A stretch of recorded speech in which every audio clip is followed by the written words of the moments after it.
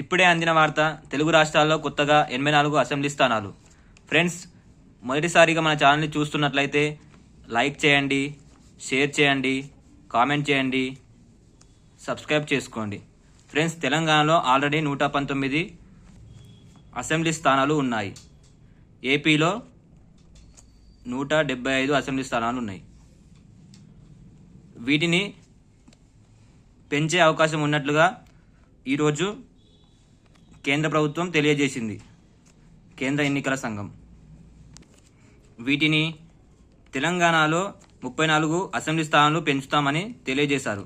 అదేవిధంగా ఏపీలో 50 అసెంబ్లీ స్థానాలు పెంచుతామని కేంద్ర ఎన్నికల సంఘం తెలియజేసింది. దీంతో తెలంగాణలో టోటల్ 119 నుండి 153 అసెంబ్లీ స్థానాలు పెరగనున్నట్లు తెలుస్తుంది. అదేవిధంగా ఏపీలో అయితే 175 నుంచి 225 అసెంబ్లీ స్థానాలు పెరగనున్నట్లు తెలుస్తుంది.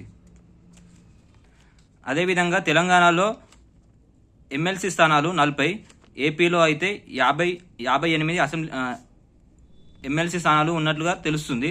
అయితే ఏపీలో జగన్ అన్న ఎమ్మెల్సీ స్థానాలని రద్దు చేసినట్లుగా కేంద్ర ఎన్నికల సంఘం తెలియజేసింది. సో 2027 నాటికి డీలిమిటేషన్ అసెంబ్లీ మరియు లోక్సభ స్థానాలను పెంచుతామని కేంద్ర ఎన్నికల సంఘం తెలియజేసింది. రాజకీయ సమీకరణాలు మారే అవకాశం ఉన్నట్లుగా కేంద్ర ఎన్నికల సంఘం తెలియజేస్తుంది. సో దీంతో మనకు రాజకీయ అభివృద్ధి చెందినట్లుగా ప్రపంచం మొత్తం గుర్తిస్తుంది. సో ఫ్రెండ్స్, మీరు కనుక ఎమ్మెల్యేగా పోటీ చేయాలనుకున్నట్లయితే ఇది మంచి అవకాశంగా మారనున్నట్లుగా తెలుస్తుంది.